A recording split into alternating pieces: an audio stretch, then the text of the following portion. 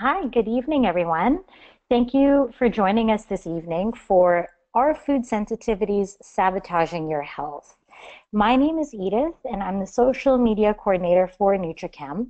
Now, before we get started, I have a few housekeeping notes, just as a reminder. As you are rolling into the webinar, you are muted, so we won't be able to hear you. You will see on your screen that there is a navigation pane that's popped up on the right side of your screen or wherever it is. You are able to raise your hand. So there's a little hand that goes up and down, and we could see that pop up on our end. There's also a question text box at the bottom of that panel. So if you have questions, you can feel free to pop them into that part. There will be an opportunity for Lauren to answer all of your questions at the end of the webinar, and we might even answer them throughout. So hold tight until then. All right, so I'm going to pass the mic over to Lauren. She is our registered registered holistic nutritionist and health counselor at NutriChem. Thank you all.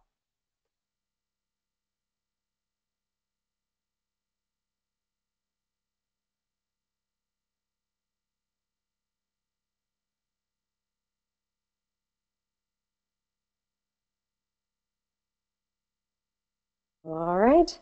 Thank you so much, Edith, for the introduction. Again, my name is Lauren. I'll tell you a little bit about myself before we dive into this huge and hot topic. My background before nutrition started in hospitality. So I was working with food for a little over 10 years. And my career progression at that point, oh, one moment.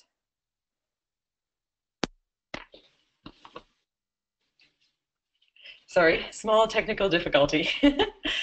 Okay, so yes, my career started working in food, and I worked in every single type of food service except for fast food, actually. Some instances I was cooking, serving in fine dining, in some restaurants with daily changing menus, and I worked with many very talented people, very talented chefs. And towards the end of that part of my career, I was working in conferences, managing meetings.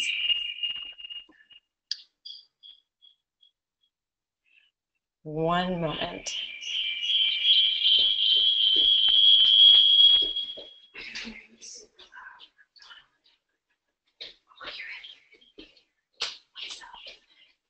Sorry, just having some problems with the sound here.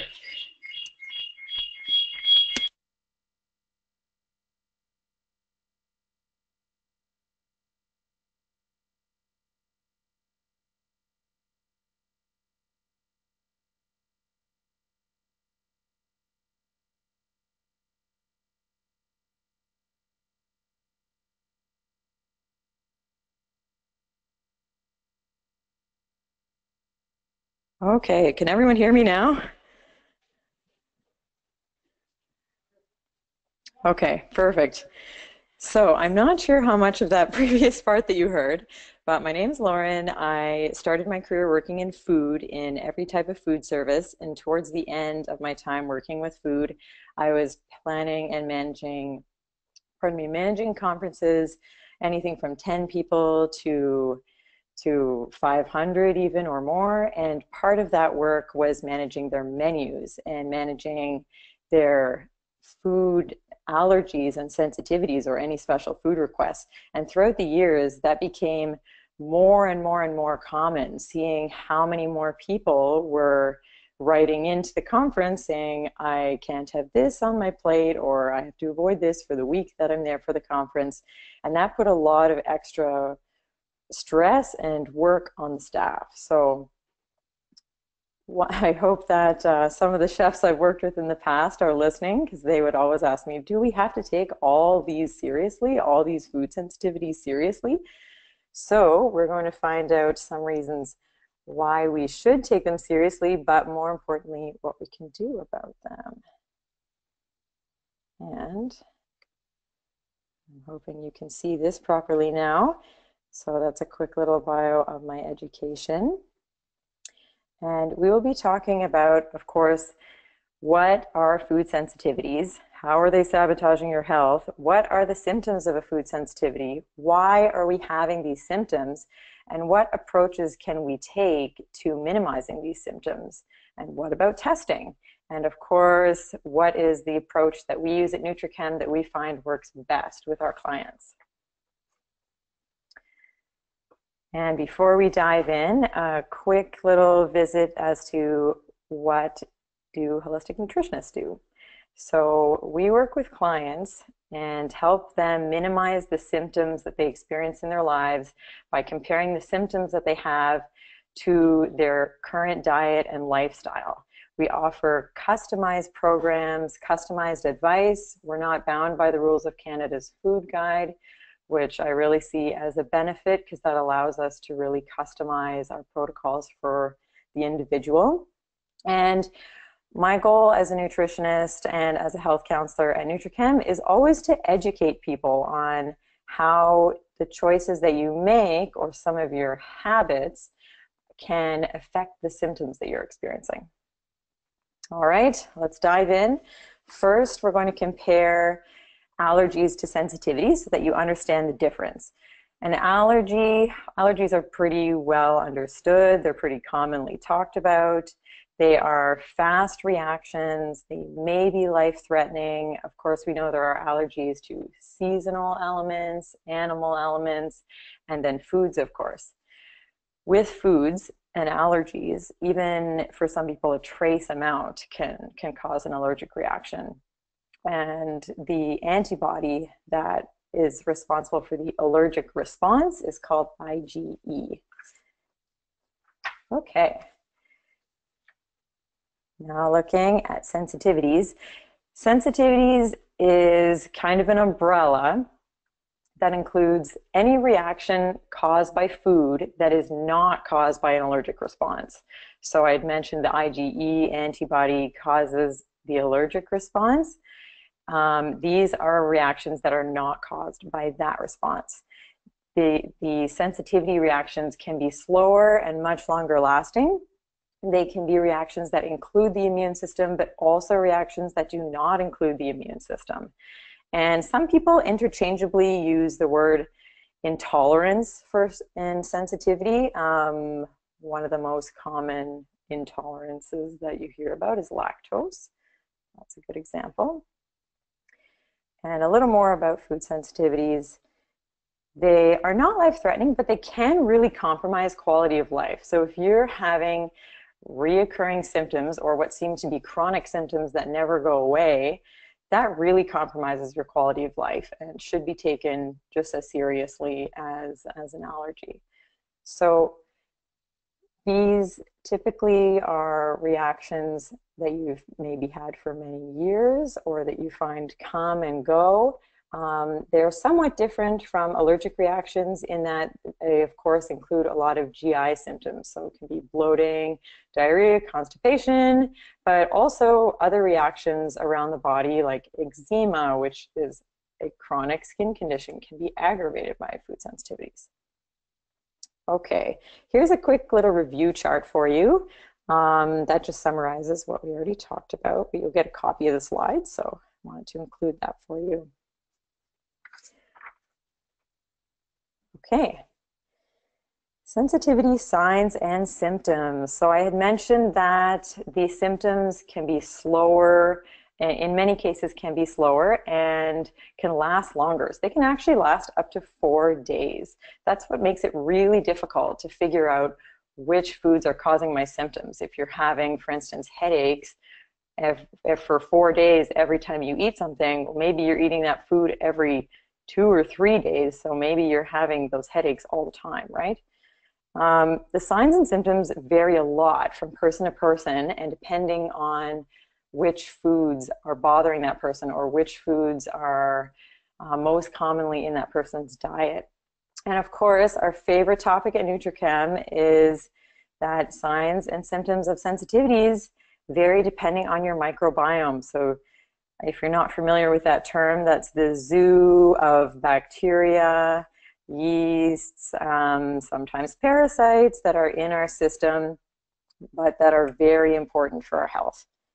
Okay, There's a few others on the screen there for you. I already mentioned eczema, but even joint pain, weight gain, fluid retention, and feeling like you're really worn down, like you're always getting sick. All right. Which conditions are aggravated by food sensitivities? So some food sensitivities do affect the immune system. So immune conditions can be affected by certain food sensitivities. Even if you don't have an immune condition, as I just mentioned, some people feel like they're getting sick all the time, and your diet can be contributing to that.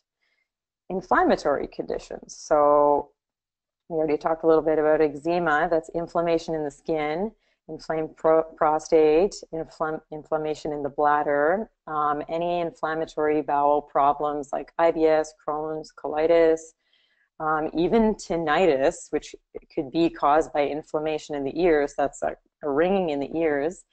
I experienced that myself in my 20s, having occasionally alcohol and then having ringing in my ears. I thought it was because I'd just been out to see a live band and the music was really loud, so I have ringing in my ears. But then I noticed I would get this even when there wasn't any loud music, and eventually I figured out that it was alcohol causing ringing in my ears. Okay, pain. Pain goes along with inflammation, unfortunately, I guess. So pain in the muscles, joints, any chronic pain syndromes like fibromyalgia can really be aggravated by certain food sensitivities. Headaches and migraines can also be hugely aggravated by food sensitivities.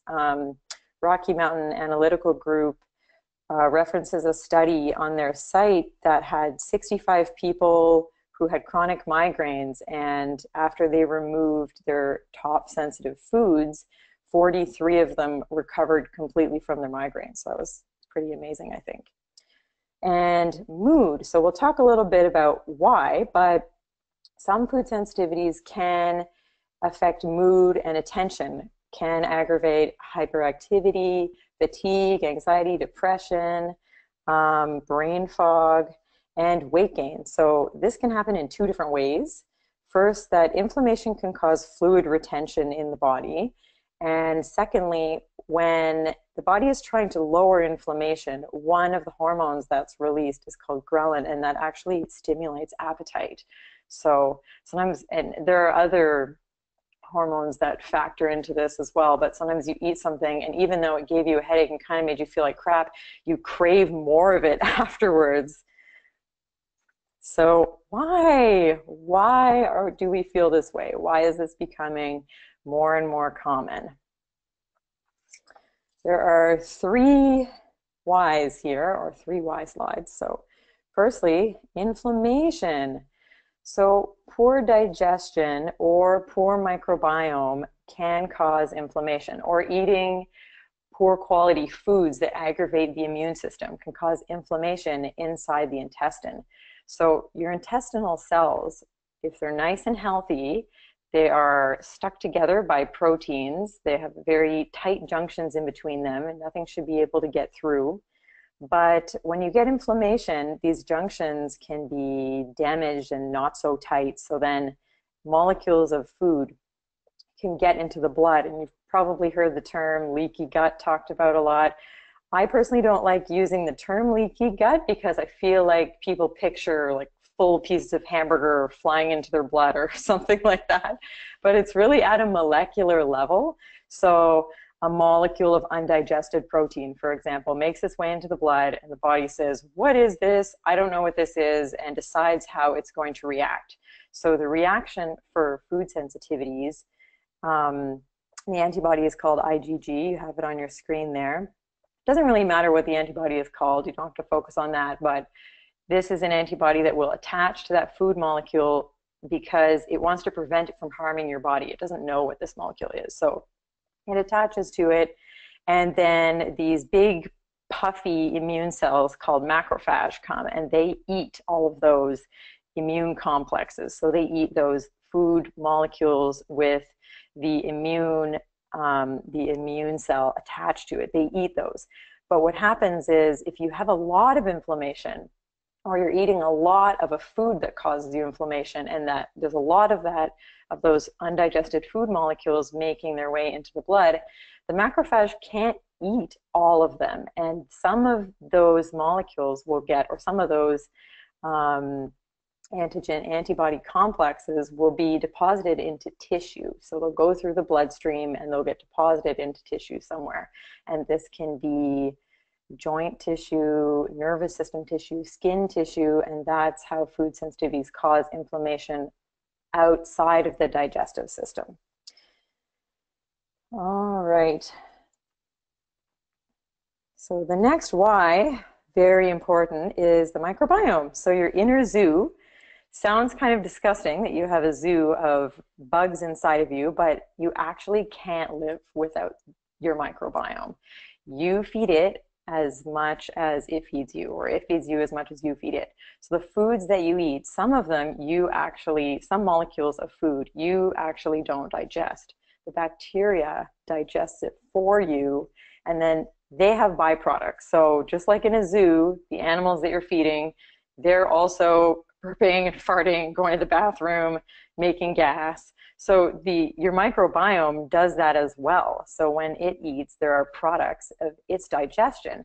And the difference between a good bacteria and a bad bacteria is the good bacteria make really, really important byproducts, such as, for example, some vitamins, vitamin D, vitamin K, some B vitamins, and some short-chain fatty acids that actually feed the molecules inside of your intestine, and the cells inside your intestine. And the cells actually can't survive without some of these short-chain fatty acids that the good bacteria produce. So if you have not enough good bacteria and or too much bad bacteria, then your intestinal cells might not be getting enough of the food that they need and might actually be dying more quickly. So you don't have to freak out when they die. They still do get replaced, but if you have more dying than is ideal, you'll have some more intestinal permeability. Bad bacteria are bad simply because they're not making these good byproducts that we need, and in some cases they're producing toxic byproducts that can actually contribute to our symptoms. Yes. We'll move on to the next one because I feel like I'm talking your ear off about the microbiome.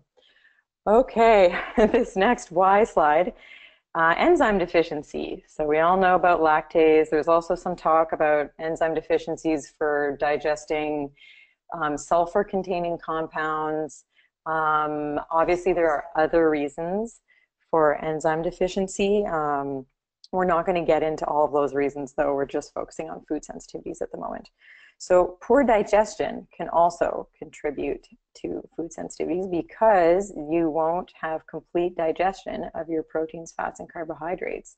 And the more that those get down into your digestive system undigested, they can be feeding undesirable parts of the microbiome, or they can be triggering the immune response as well. Some foods, if they're not prepared properly, can actually contain something that we call anti-nutrients. One example of that is phytic acid on grains or legumes, which makes them very hard to digest. So again, if we're not preparing these foods properly by soaking them ahead of time, which generally in North America we don't learn to do, it's probably one of the reasons why everyone thinks that beans are the musical fruit, because we don't prepare them properly. So food processing. I think food processing is almost way out of control these days, but foods can be so processed that your body doesn't even recognize them as molecules of food. So the immune system can respond to this. And lastly, and still very importantly, is stress. Stress can affect your microbiome. Stress can also cause permeability in the intestine because, and this is hilarious because I'm a little bit stressed right now doing this webinar, but So when you're stressed and you're in your fight or flight response, blood is drawn away from the digestive system into the muscles, into the brain, because it's a primal response. You're now supposed to run away from the tiger, right? We'll digest the food later. But because of that, the cells in your intestinal lining are also lacking a little bit of blood, and that might cause some of them to die and make a little bit more permeability than you would like.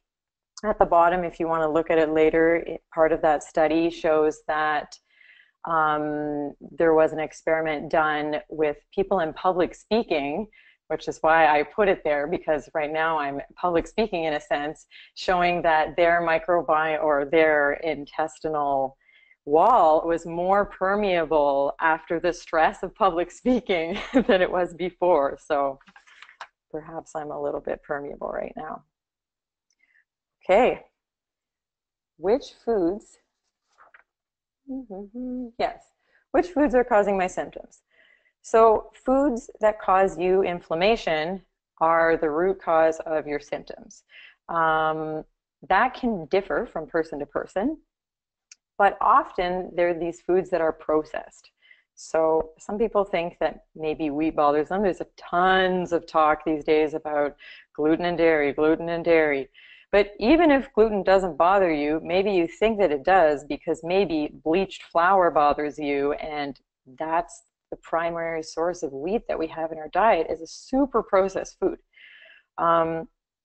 Also, foods that maybe you're eating too much of, or foods that you're eating a lot of and not digesting properly might be causing you some problems. So pretend your friend Steve comes into NutriChem and he's telling me about some problems he's having with his digestion, and I ask him, okay, is there something that you eat a lot of? And we go through a couple options, and maybe I say dairy. And he goes, no, I don't drink milk. I haven't had really a glass of milk since I was a kid, but I don't know, I guess with breakfast I have coffee with some cream, and I have toast with butter, and sometimes I like to make scrambled eggs and I put milk in my scrambled eggs, and then for lunch I have a salad with some goat cheese, and for dinner yesterday I had pasta with tomato sauce, and there was cheese on that actually.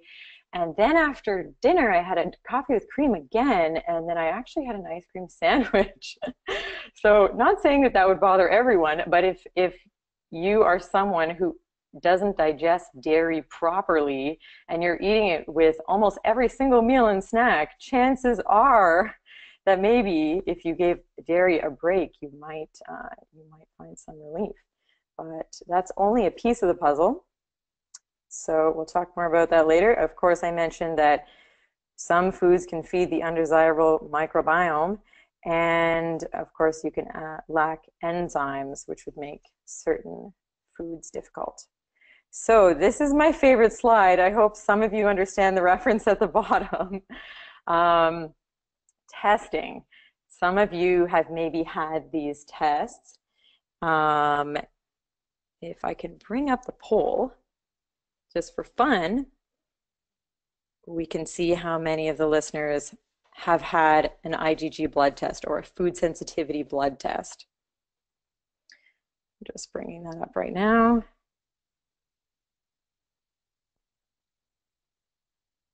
Sorry, the mouse does not work when we are... Okay, the mouse doesn't work when we are in play mode. Okay, I'm hoping that you can see that now. And just for fun, we'll do a poll, so it's a little more interactive. Hopefully I'm not boring you at all. So what does it mean? This is my favorite guy. He's the double rainbow guy. He sees a beautiful double rainbow across the sky, asking, what does it mean? So you're seeing these tests that look sort of like ugly rainbows and asking, what does this mean? Do I really have to cut all of these foods out of my diet? Actually, this example isn't even all that bad. There's only a handful of foods on here, but cutting out the foods is only a piece of the puzzle. And from my perspective, I'm looking at this and saying, this person is experiencing some inflammation. So far, 62% of you have not. Oh, it's changing a little bit. So about 40% of you have. Okay,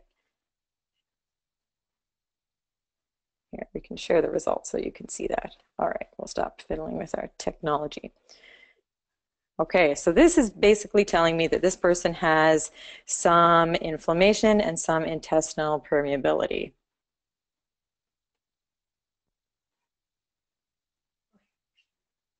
Okay. Do I have to cut all of these foods out of my diet forever? What if your test looks like this? That's very overwhelming. That's super stressful looking at this. And actually, this is the first page of a multi-page test result. So that would be near impossible, right? And again, I hope you're catching on to the theme here that as a nutritionist or any of the clinicians at Nutrichem would look at this and say, this person really doesn't feel well. This person has a lot of inflammation and dysbiosis and permeability in their intestine. Also, these tests can bring up some unexpected results. So some foods that you know cause your symptoms might not show up on these tests because, again, remember at the beginning we said food sensitivities, some of them prompt an immune response and others don't. So think of your imaginary friend Steve again. He used to love eating shawarmas, but now he can't because garlic makes him have disgusting gas. And he swears that's going to show up on my test, and it doesn't. So he's now confused. Also, some people think that food or food ingredients on their test are things they've never eaten. Well, unfortunately, there's a lot of things that we eat that we don't know about. So you have eaten it. And some people have more than one test and say, well, the results aren't the same. I'm not sure what that means. The results will never be the same twice because that depends on your inflammation around that time, what foods have you been eating. So your results will always be a little bit different. Okay. And some of you say, but wait a minute, you didn't mention IgA. IgA antibodies are, again, it doesn't matter what they're called. Don't focus on memorizing the names, but these antibodies are in mucosal linings in our body. So in the mouth, in the nose, all the way down in our intestines, we have a mucosal lining, and these are the antibodies that live in the mucosal lining, part of the immune system. So these antibodies will react when there's a molecule that it doesn't recognize trying to get through the mucosal layer. Some people have IgA testing or ask about IgA testing, but the results haven't shown to be very useful. So people who remove the foods that show up on the IgA test haven't really seen any benefit from that other than if you have celiac or Crohn's, most likely you'll have gluten or gliadin that shows up on that test, and removing gluten-containing grains from the diet of someone with really terrible intestinal inflammation like Crohn's or colitis, it's already very well established that that helps. So you don't need a test to show you that. So this approach of testing and removing is an old approach, and this only helps if the foods that you happen to remove from your test are the foods that were causing your inflammation. But again, if you get a list of 100 foods, how do you know which ones are causing you inflammation? And you won't be able to remove them all. So the testing for some people is not very helpful. It also doesn't help because it doesn't necessarily encourage you, unless you're working with a professional who shares this with you, but it doesn't help if you're removing, say, for example, just because on the top of my head, if gluten comes up on your test, so you say, okay, I'm going to remove gluten from my diet. And again, this is a picture of our imaginary friend Steve. We thought we'd put a handsome picture there. So Steve says, okay, gluten showed up on my test. I'm going to remove gluten. No problem. I go to the grocery store. I got these Glutino crackers. I got this gluten-free pasta.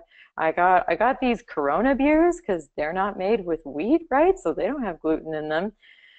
A few weeks goes by and Steve doesn't feel any better. Steve doesn't have celiac disease. It might be that he's eating these processed foods that are feeding the bad part of his microbiome, but he's replaced processed foods with other processed foods. And it ignores the need to heal. So you're not being given a really thorough protocol. All right. So after mentioning healing, our approach is to help heal the intestinal lining. So removing the causes of inflammation, which can be tricky, but anyway, I'll show you our approach with a few examples in a moment, and allowing the intestinal lining to heal itself. We are not healing the intestinal lining. We are giving it an opportunity to heal by providing it with the tools and minimizing inflammation, or minimizing things that prompt inflammation. Through all of this, adjusting the microbiome. Sometimes testing is used in our approach if the person, for example, if a child who maybe they have joint custody, or maybe they eat at someone else's house a lot and it's really hard to control their diet. So in that instance, maybe we would suggest doing a test. So in any instance when following a healing diet might be hard to stick to 100%, it would be harder to get results in this way. But for the average adult who feeds themselves most of the time, or who has control over what they order and what they eat, this is the way to go. Okay, so our healing diets are temporary diets. You don't have to eat this way forever and ever and ever for most people, okay?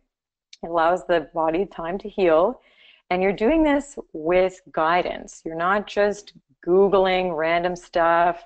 You're not just following a one-size-fits-all approach. You're doing this with guidance because everybody's different. Maybe for you, certain things would have to be removed from the diet that wouldn't have to be removed from someone else's, and vice versa, right? And the foods that are removed depend on your symptoms.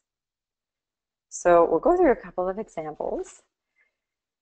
So meet our friend Maddie. She's so much fun. She loves bringing you out to dinner, and she always makes you laugh every time you see her, but she complains about eczema and pain in her knees and pain in her neck, ringing in her ears after she goes out for dinner. Maybe that reminds you of somebody.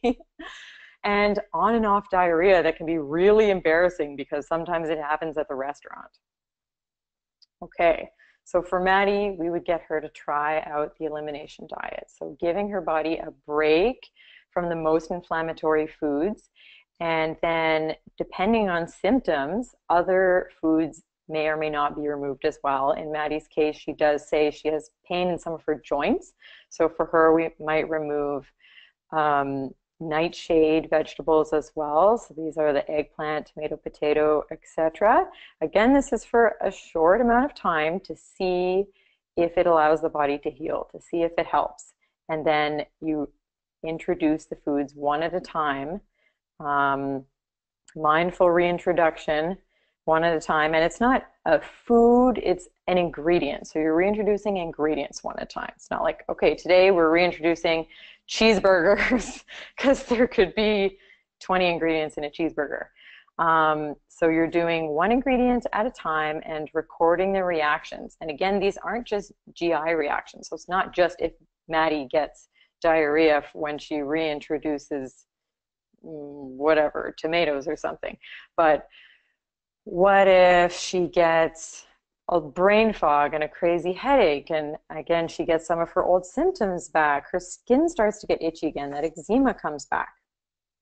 So the elimination diet, the length of the diet will depend on the person, again, depending on the severity. So we hope that you're working with a professional in this instance, either a nutritionist or a naturopath. Even our clinical pharmacists at NutriChem talk a lot about diet because they really see the value in this. Okay, so the elimination diet helps to reduce inflammation, gives you the time to repair, and gives you the nutrients to heal. So this is a really nutritious diet. You're not having any Doritos or any ultra-processed foods on this diet. Everything that you're eating is real and fresh and alive, has live enzymes, has undamaged nutrients, and other than maybe, of course, our foods have some pesticides, but other than that, you're eating a very toxin-free diet because you're just eating real food. Okay, and again, I mentioned that mindful reintroduction. So it gives you an awareness of how foods make you feel. So you get to see how you really feel when you remove all these processed foods. You remove foods that are likely causing your inflammation depending on your symptoms. And then you see how you feel when you reintroduce them one at a time. It's a really amazing experience, actually. So now our friend Steve again. He's so cute. Okay. Steve, he's your beer buddy and your shawarma buddy, except for now he won't eat shawarmas with you because of the garlic thing. But he feels really bloated. His friends think it's kind of funny because he wins all the burping contests and he can burp the alphabet and whatever, rip loud ones. But that's not always so cool. When he's in a job interview, when he's in a client meeting, he still has this crazy bloating and really uncomfortable gas. And he's trying to do something about it now. So he's heard all this hype talk about gluten and dairy. So he thought, okay, I'll remove gluten for a couple weeks. Nothing happened. He was drinking those Corona beers and nothing happened. And then he heard about all this dairy talk. So he removed dairy for a couple weeks and nothing happened. So what do we suggest for Steve? So a FODMAPs elimination. This is a very different kind of elimination diet. What are FODMAPs? It stands for fermentable oligo di and monosaccharides and polyols. So you can see why we just say FODMAPs. Much easier. These are fibers. They are short chain carbohydrate. Pardon me, not fiber. They are carbohydrate. And these are not actually digested by us. So I mentioned some of our food we don't digest. The bacteria inside our microbiome digest them for us. And this is one of those things. So it's a short chain carbohydrate that we do not digest. Our little bugs digest it for us. And they are osmotically active, which means they can draw water into the bowel, giving some people diarrhea. Some people who have constipation problems, they might reabsorb the water and they might not have the diarrhea, or some people might have on and off constipation diarrhea, but they can cause diarrhea. And they are fermentable, meaning that your bacteria eat them. Your bacteria ferment these carbohydrates and cause gas. So it's kind of cool when you think about it, because your farts are actually your bacteria's farts. They're not actually yours. So just a fun tidbit for you.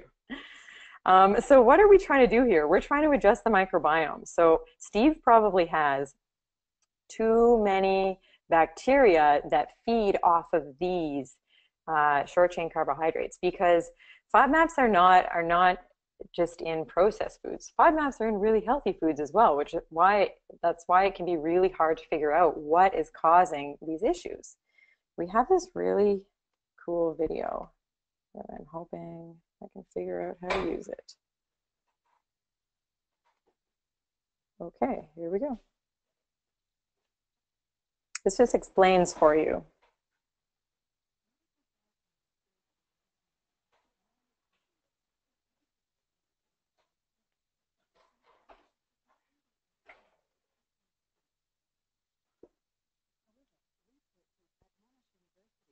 Studying the dietary factors in food that can trigger IBS symptoms.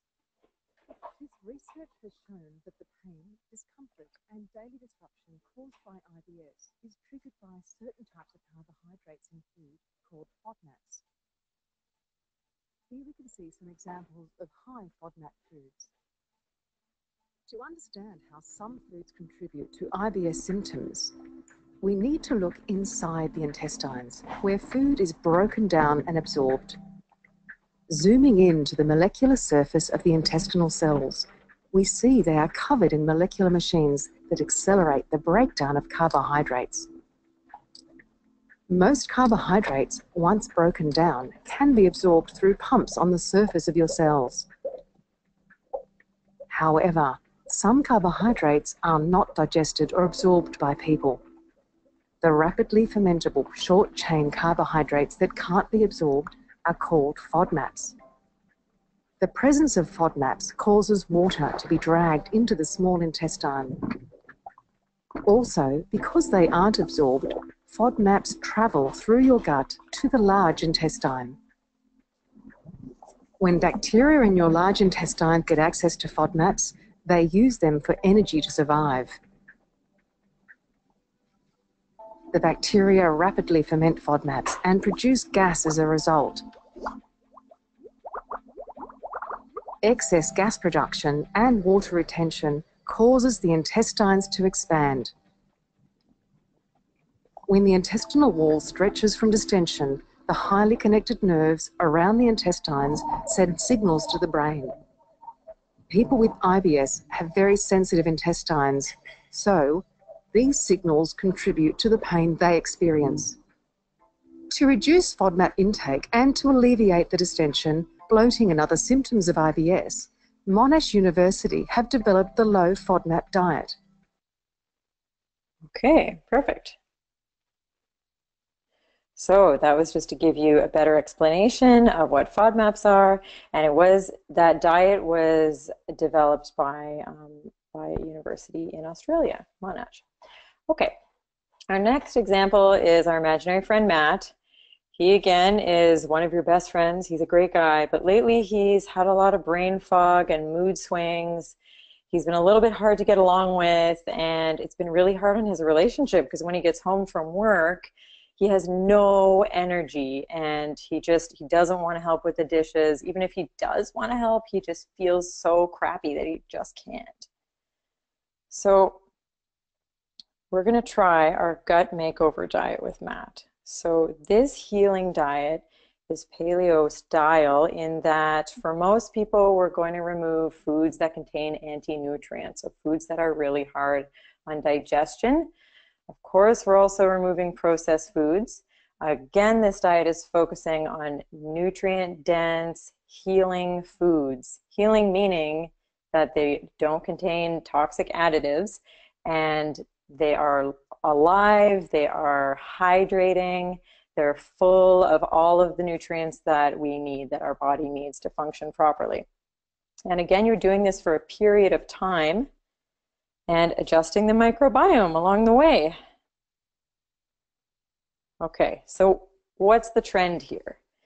Anti-inflammation, fresh, real food, no more fake foods, and nutrient-dense, hydrating, changing the microbiome, and mindfully reintroducing foods one at a time to see how they really make you feel.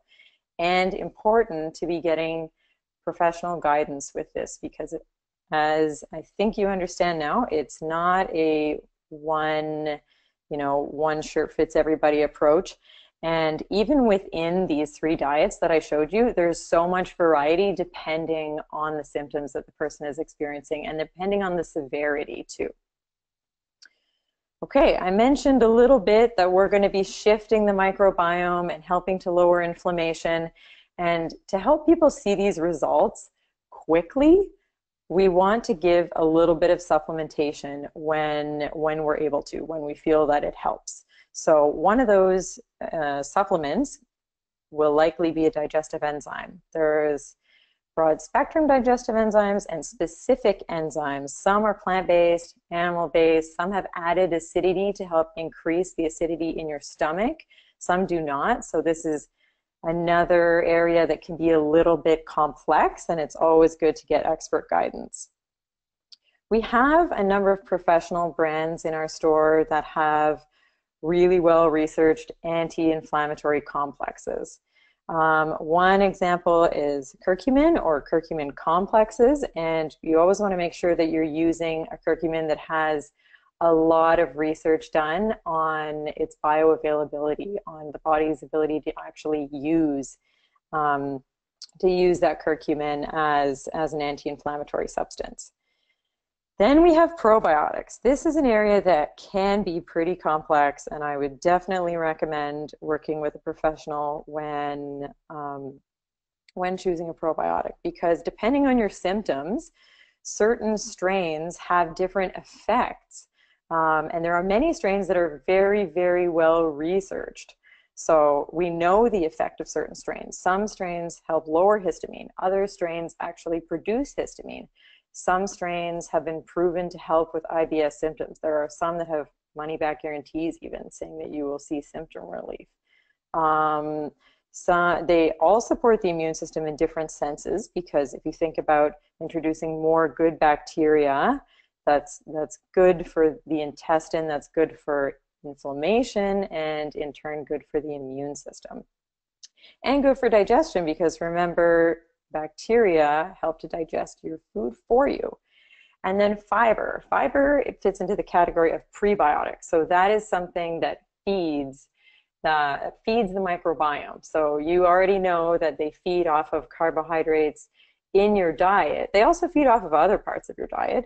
But supplementing with fiber, if you know that this fiber is feeding the good part of your microbiome, can be very helpful in creating a more dramatic change or a faster change. And actually, Nutrichem, we have something that our clinicians use called the fiber protocol, where you get 4 different types of fiber, and sort of the same way as in the reintroduction part of an elimination diet, where you test foods one at a time. This, you can test different fibers one at a time to say, oh, this fiber made me really bloated and gassy. Oh, this fiber made me feel great, and I had really good bowel movements on this fiber. So that helps us to figure out how we can accelerate your healing, and also then we can choose foods for you that contain that fiber. Okay, we do have a special offer coming up. I just wanted to say thank you so much for being with me tonight and for bearing with our little technical difficulties at the beginning. I do apologize. It's really been a pleasure, and we will get to our special offers for our webinar listeners. Edith, do you want to take it away?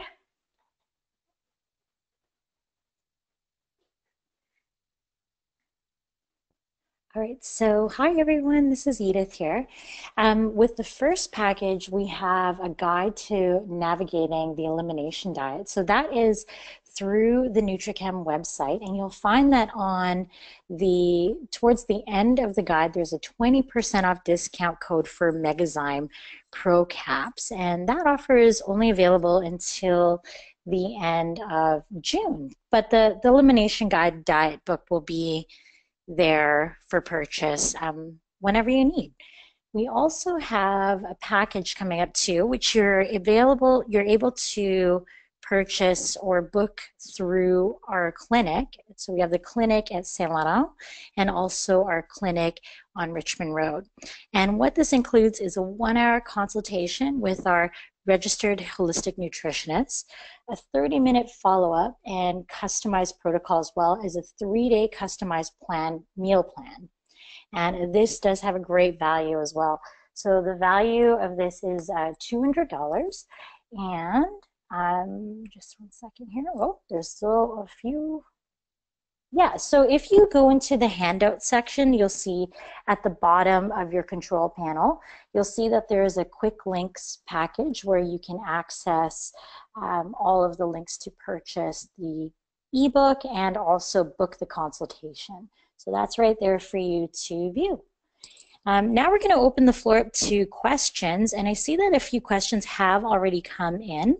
So we're going to just scroll onto the next screen and open this up here. Okay.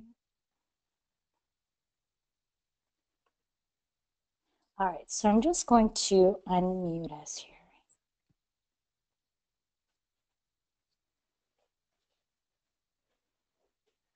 Okay.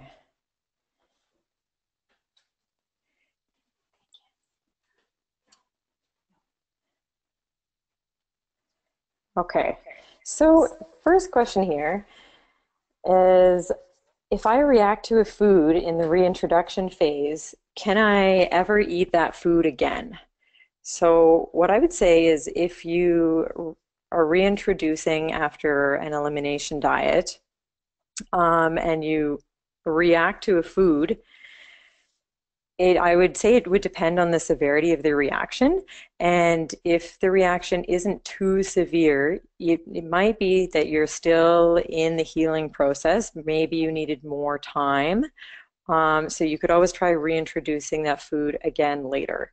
I know with some people, even the foods that don't make them feel so well, you can minimize that in your diet, but then you can choose when you feel it's appropriate to treat yourself. So, for example, if sugar gives you migraines and you used to accidentally eat sugar all the time because it's in everything, salad dressing, ketchup, everything, and you used to get migraines on and off all the time, now if you have a special occasion, your best friend's wedding or something, and you're saying, okay, screw it, I'm going to eat sugar tonight, and you have you have the dessert, you have some wine, the next day you have a migraine, but that's okay because you mentally prepared yourself for it, and you know that in times when you need to feel really well, like when you're preparing for a job interview or anything else that's important to you, you can make sure to avoid that food that causes you that reaction.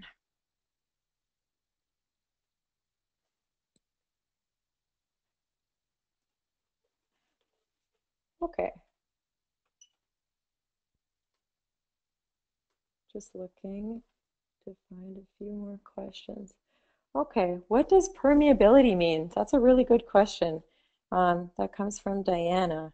So permeability, you will get the recording. I did explain it earlier on, but it's pretty quick because it's such a huge topic that I end up going over things really quickly. So when I say permeability, I'm talking about the lining in your intestinal system.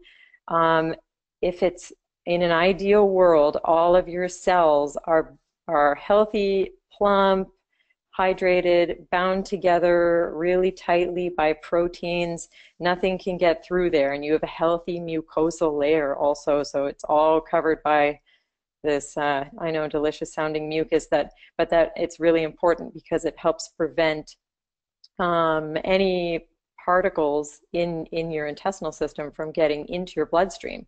But when there's inflammation or more cell death in the cell wall than is normal, you can have that lining of the intestine can have minuscule holes in it, or it's now permeable. So things inside the intestine that should stay in the intestine now get into the bloodstream. And my example earlier, I don't want you to think of it as big pieces of cheeseburger flying into your bloodstream, but it's at a molecular level. So you're having undigested molecules that get into the bloodstream instead of only completely digested nutrients. So ideally, the only thing that's making it from inside your intestinal system into the blood are completely digested nutrients, like fats would be digested into fatty acids, and proteins would be digested into amino acids, and then those really important nutrients would be used in the body for thousands of purposes. But those are tools that your body uses. So that kind of brings up something I find really important, in that food is information. It's not just calories and vitamins and minerals.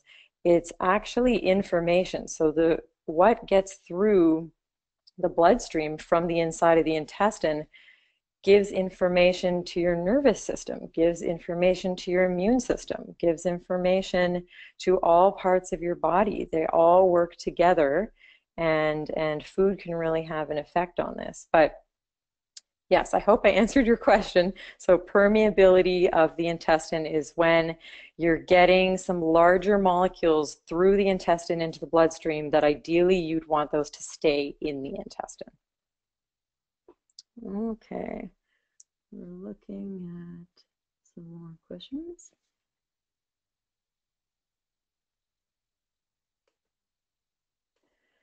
So one question being, if I'm eating some foods that I'm sensitive to, and I'm eating them with foods that I am okay with, can that cause me to be sensitive to the foods that I'm okay with?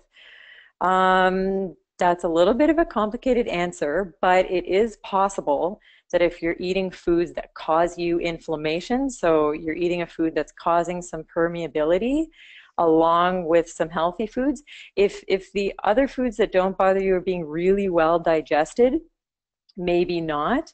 But if you're eating foods that are not being totally digested, then it is possible that some of those undigested molecules of foods that don't bother you get into the bloodstream. If a little bit, I mean, our bodies are never 100% perfect, so there's always maybe a little bit of something that gets into the bloodstream. But normally, the immune system, or those macrophages, those immune cells that look like Pac-Man, they come and they eat up the complex of the food molecule and the immune system molecule. It's only a problem when there's really too much inflammation that causes more than an ideal amount of permeability. So I'm going to find one more question here, or maybe it hasn't quite been an hour, so we'll see. Okay, so there's a question about L-glutamine. What are the benefits of taking L-glutamine? So L-glutamine is an amino acid that helps with cell growth, and the idea of using L-glutamine as a supplement is to help repair the intestinal lining. This is commonly used as part of a healing protocol or repair protocol. I think if you're doing the L-glutamine and you're still just eating willy-nilly whatever, and a lot of it's processed food, you're not going to see the benefit from it. But if you're eating it as part of a healing protocol with a really clean diet, it can certainly help. There are some indications where you shouldn't take L-glutamine. If somebody is currently being treated for cancer, they shouldn't be taking L-glutamine. And you asked if you should take it night or morning. I don't know that it makes a difference if you take it morning or night. Sometimes on healing protocols, you take it a few times throughout the day. But again, that would depend on what was recommended for you.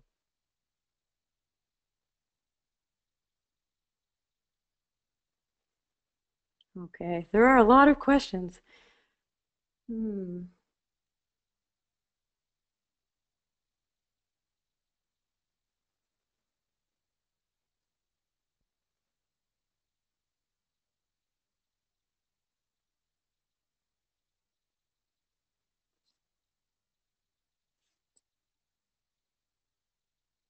Okay, so this one says, why are we experiencing sensitivities? Is it with age? I'm lactose intolerant, but this is just in the last few years. Why, not the how, as impermeability? Okay, so why? I would say part of the why is because a lot of our foods, unfortunately, are becoming more and more processed. And this is kind of a huge can of worms that I tried to avoid, partially because it would take up a lot of time. But from genetic modification to constantly eating bleached foods like bleached flour, bleached sugar, or foods with added coloring, even if it's not being whitened. But unfortunately, a lot of our foods, even some spices, can be artificially colored, and it's not going to say it on the package, unfortunately. So all we can do is our best to eat real foods, but food processing is becoming a huge issue, and you're starting to see a little bit of a political movement around what's being done to our food system and how our food system works, and is it really about feeding people, or is it more driven by other things? Can you bring the question up again just so I can see it?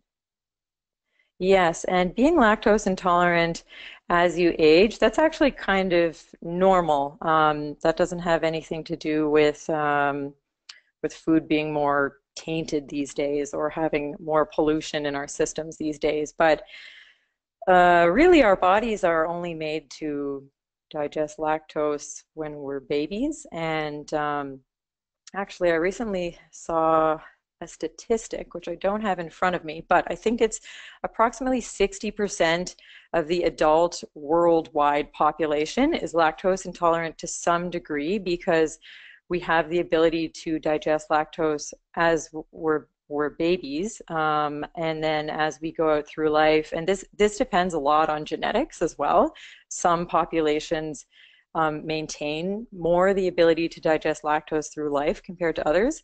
Also, that might be more common now than it would have been a long time ago before we pasteurized milk. Obviously, we pasteurize milk for other health benefits to make sure that our milk is safe. But in doing that, the enzyme, milk contains its own enzyme to digest its own lactose as well, to help digestion, because babies don't really have a fully formed digestive system yet.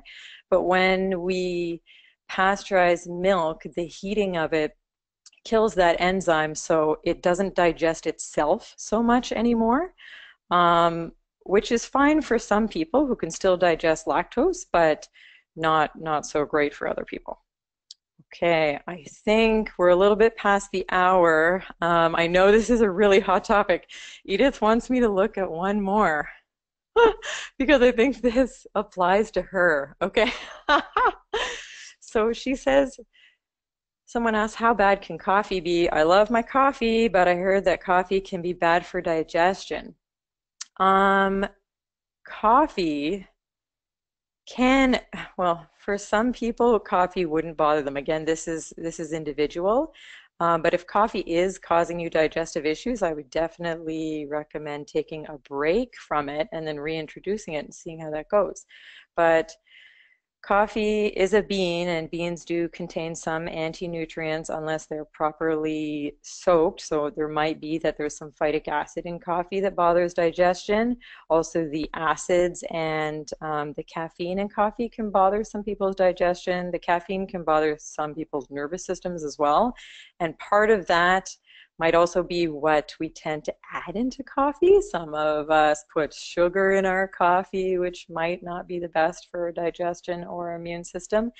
And then maybe somebody's putting milk in their coffee, and they might be someone who doesn't digest milk very well and isn't aware. So that's the best that I can answer that question at the moment. Okay, I think we are out of time, but thank you so much for listening. I hope that you learned something. And again, I really apologize about our technical glitches at the beginning, but I hope you enjoyed. Thank you so much. Good evening.